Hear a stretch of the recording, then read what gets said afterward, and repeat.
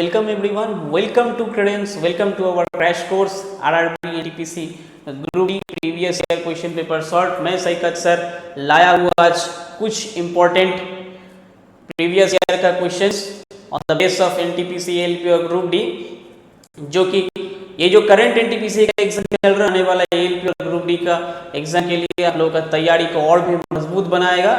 तो इस सेशन शुरू होने से पहले थोड़ा प्रीवियस वाला सेशन सब देख लेना और इस सेशन को थोड़ा शेयर और सब्सक्राइब कर दो। तो चलो फिर शुरू करते हैं आज के सेशन। अब की बार railway exam clear. Dimension of a luggage box are 80 centimetre, 60 centimetre and 40 centimetre.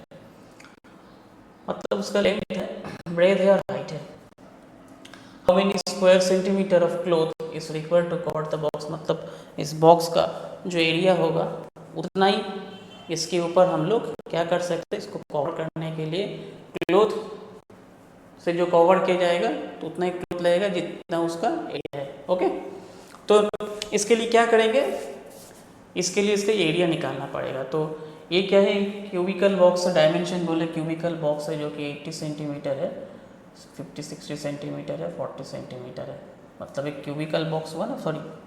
Okay, तो इस बॉक्स का जो ऐसे करके होगा दिखने में क्यूबॉइड शेप, जिसका 80 सेंटीमीटर, 60 सेंटीमीटर और ये हुआ मेरा 40 सेंटीमीटर। तो इसके एरिया अगर निकालना तो क्या करना पड़ेगा, इसका एरिया अगर निकालना हुआ तो 2 इंटू जो कि इसका फॉर्मूला है L into B plus 2 into L into H plus 2 into B into H. Okay, कुल मिला के अगर हम लेंगे तो 2 कॉमन ले लेते हैं तो L into B plus L into H plus B into H. ठीक है, ऐसे करके हम लोग लिख सकते। तो करेंगे क्या, बस इसका जो लेंथ ब्रेथ और हाइट का जो वैल्यू है वो सब हम लोग लगा देंगे यहाँ पे। ब्रेथ लेंथ है 80, ब्रेथ है 60 plus 80 into 40 plus 40 into plus है 40 इंटू 60। ठीक है, तो 8 इंटू 6 मतलब 48, तो 4800, 8 इंटू 4 मतलब 32, 3200, 4 इंटू 6 मतलब 2400। ओके, तो 4800 और इधर 3200 मतलब 8 437 मतलब 7000 और 1000 मतलब 8000 और इधर 2000 मतलब 10,400। ठीक है, 10,400 इंटू 2 मतलब 20,800। मतलब option B is the right answer. कितना सेंटीमीटर क्लॉथ चाहिए इसको कवर करने के लिए, इसको कवर करने के लिए 20,800 square centimetre of cloth is required to cover the box. Okay,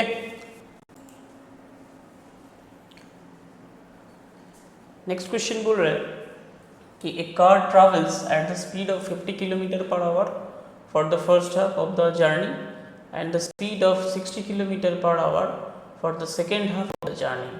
what is the average speed of the car for the entire journey. एक कार है जो कि ट्रेवल कर रहा है, जो अपना जाने का आधा रास्ता क्या किया है, 50 किलोमीटर पर आवर में गया है और बाकी आधा क्या किया है, 60 किलोमीटर पर आवर स्पीड में गया है। पूछ रहा है कि इसका जो एवरेज स्पीड है, मतलब टोटल जर्नी में उसका एवरेज स्पीड होगा वो कितना होगा। इसके हम लोग तो शॉर्टकट यूज़ कर रहे हैं, जो अगर फर्स्ट स्पीड अगर x हुआ, सेकेंड स्पीड अगर y हुआ, इन दोनों का एवरेज स्पीड क्या होगा, दोनों का एवरेज स्पीड होगा 2x by x प्लस 1। ठीक है, 2x by x plus Y. तो यहाँ पे क्या है, यहाँ पे फर्स्ट हाफ का स्पीड जो है 50 है, सेकेंड हाफ का स्पीड है 60 है और 50 प्लस 60 करेंगे तो यहाँ पे आएगा 110। ये 0 0 कैंसिल हुआ। अगर मैं इसको मल्टीप्लाई करूँगा तो 6 550 इंटू 2 मतलब 100, 100 इंटू 6 मतलब 600। तो 600 को मैं क्या करूँगा 11 से डिवाइड करूँगा, देखते क्या आता है। तो 5 11 से 55, 50, 4 11 से 44, इधर से आता है 6 0, 5 11 से 55 फिर से, तो मतलब 54.5 मतलब ऑप्शन ए इसमें करेक्ट आंसर। Clear everyone. तो ऐसे ऐसे सिंपल सिंपल ट्रिक लगा के शॉर्टकट का मेथड यूज़ करके हम लोग जितना जल्दी हो सके उतना जल्दी हम लोग पेपर को ख़त्म करेंगे। तो आगे और भी बहुत सारा सम्स बचा हुआ है, ऐसे करके हम लोग और भी सारा सम्स सीखेंगे जो कि प्रीवियस ईयर में रेलवे लोको पायलट और एनटीपीसी या तो ग्रुप डी में आया है। ओके, तो चलो फिर नेक्स्ट सम्स की ओर बढ़ते हैं। Of digits of a 2-digit number is 10. When the digits are reversed, the number decreases by 54.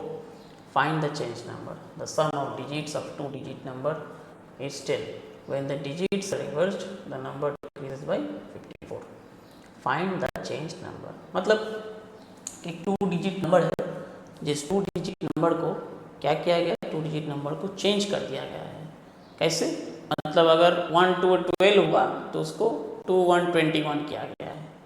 मतलब उसका डिजिट का यूनिट प्लेस का नंबर को टेंस प्लेस में रखा गया, टेंस प्लेस का नंबर को यूनिट प्लेस में रखा गया है, क्योंकि ये 2-digit नंबर है। तो ये करने के बाद बोल रहा है कि वो नंबर क्या हो रहा है, नंबर घट जा रहा है बाय 54, मतलब दोनों का जो अंतर होगा वो 54 बनेगा।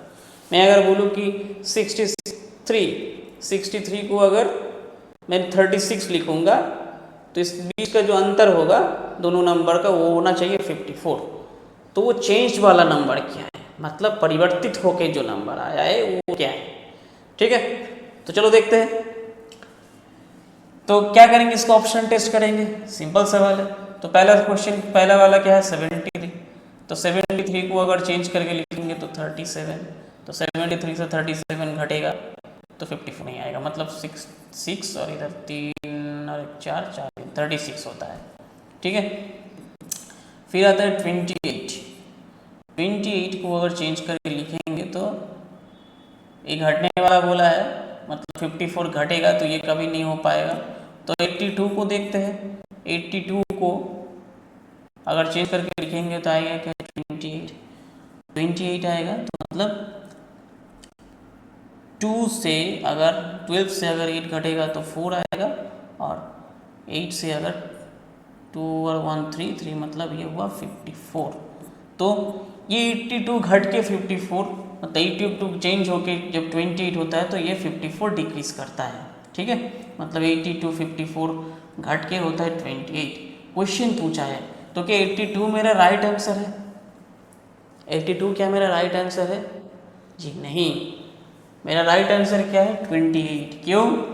क्योंकि बोला है find the change number, change होके जो नंबर आएगा उसको पूछा है, तो इसीलिए 28 option B is my right answer. Clear everyone? Okay, कि the LCM of two number is 210 if their HCF is 35 and one of the number is 105, find the other numbers। दो नंबर है जिसका एलसीएम क्या है, जिसका LCM है 210 है, और if there HCF is 35, HCF क्या है, HCF है 35, तो निकालने क्या बोले, one the number is 105 and other number is, हम लोग को मालूम है कि LCM into HCF equals to क्या होता है, product of numbers, product of numbers.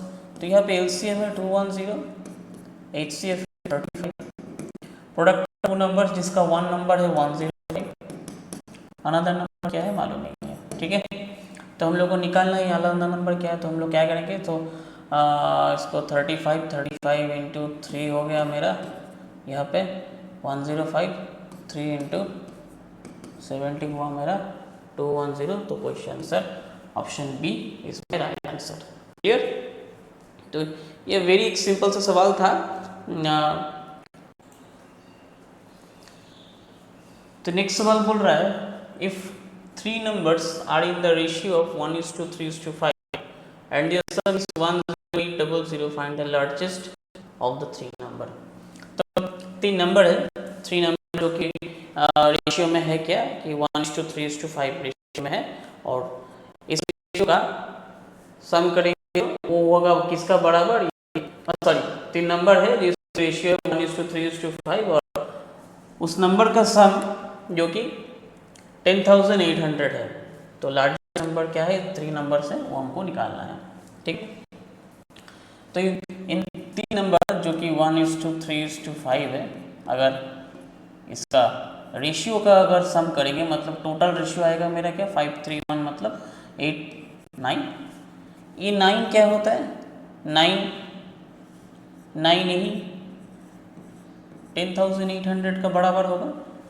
तो मेरा 1 का बराबर क्या होगा, 1 बराबर होगा डिवाइडेड बाई 9 मतलब 1200।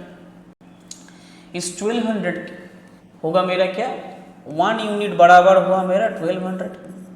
तो यहाँ पे बोला है कि इन तीनों नंबर में से कौन सा नंबर सबसे बड़ा नंबर है, सबसे बिगेस्ट है, सबसे लार्जेस्ट है। तो 1 3 और 5 रेशियो अगर देखेंगे मतलब ये वाला रेशियो मेरा सबसे बड़ा होगा, तो मेरा 5 इंटू 1200 मतलब मेरा आएगा 12 5 60 00 6000। Option C is my right answer, correct. Okay, चलिए नेक्स्ट क्वेश्चन क्या बोल रहे हैं कि a positive number exceeds its positive square root by 30, find the number. तो एक नंबर है जो कि उसका जो स्क्वायर रूट होगा उस स्क्वायर रूट से वो 30 ज़्यादा है। तो इसको हम लोग क्या करेंगे, ऑप्शन टेस्ट की प्रोसेस से हम लोग इसको निकालेंगे। तो नंबर अगर 16 हुआ तो 16 का स्क्वायर रूट क्या होगा, 16 का स्क्वायर रूट होगा 4 प्लस 30 मतलब होता है 34। ठीक है, जो कि नहीं है। फिर चेक करते हैं 36 का स्क्वायर रूट क्या होता है, 36 का स्क्वायर रूट होता है 36 का स्क्वायर रूट होता है 6 प्लस 30 मतलब हो गया 36। तो मतलब मेरा option B is the right answer. मुझे सी और डी ऑप्शन चेक करना ही नहीं पड़ेगा क्योंकि एग्जाम की टाइम मुझे टाइम बचाना है। तो अगर जितना जल्दी मेरा आंसर आएगा उतना जल्दी हम ऑप्शन को टिक करेंगे और नेक्स्ट क्वेश्चन की ओर बढ़ेंगे। ओके एवरीवन, तो फिर नेक्स्ट क्वेश्चन की ओर फिर चलते हैं। क्लियर, क्या बोल रहा है कि the incomes of A and B are in the ratio of 3:2 and their expenditures are rupees 14,000 and rupees 10,000 respectively. If A saves rupees 4,000 then B's savings will be the incomes of A और B। A दोनों का income का ratio है 3:2। बहुत सही, दोनों का income का रेशियो क्या है 3:2। और जो एक्सपेंडिचर है मतलब ए का एक्सपेंडिचर और बी का एक्सपेंडिचर क्या है, एक्सपेंडिचर क्या क्या है, ए का एक्सपेंडिचर है 14,000 रुपीज़, बी का एक्सपेंडिचर है 10,000 रुपीज़। अब ए क्या करता है, ए सेव करता है 4,000 रुपीज़। ए जो कि सेव करता है कितना, ए का सेविंग्स क्या है, ए का सेविंग्स है 4,000 रुपीज़। ठीक है, ए का सेविंग्स क्या है 4,000। तो ए का कुल मिला के इनकम कितना हुआ 14,000 प्लस 4,000 मतलब 18,000। 18,000 है ए का इनकम, सही। अगर ए का इनकम 18,000 है और ए का इनकम का रेशियो दिया हुआ है 3, तो मतलब 3 रेशियो बराबर 18,000। 1 रेशियो बराबर कितना होगा, 1 रेशियो बराबर होगा 6,000 राइट। 3 इंटू 6,000 जाके होता है ना मेरा 18,000, तो 1 रेशियो बराबर हुआ मेरा 6,000। 1 रेशियो अगर 6,000 हुआ तो बी का इनकम का रेशियो है 2, तो बी का इनकम क्या होगा,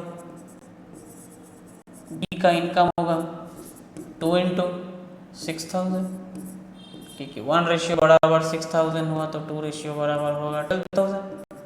क्लियर है?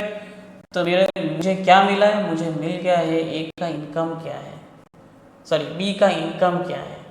बी का इनकम है 12,000 रुपीज़ और बी का एक्सपेंडिचर है 10,000 रुपीज़। तो बी सेव कितना करता है, बी सेव करता है 2,000 रुपीज़। तो option B is the right answer. Question पूछा था बी सेविंग्स विल बी, तो B savings will be 2,000 rupees. Okay everyone, तो ऐसे करके शॉर्टकट मेथड यूज़ करके जितना जल्दी से जल्दी मुझे एग्ज़ाम का पेपर ख़त्म करना है और इस बार रेलवे का एग्ज़ाम क्लियर, अब की बार रेलवे का एग्ज़ाम क्लियर मुझे करना है। तो जितना जल्दी हो सके उतना जल्दी पेपर को ख़त्म करो और previous year question paper Credence के साथ सॉल्व करते रहो ताकि एग्ज़ाम और भी अच्छा हो। ओके एवरीवन, चलो फिर।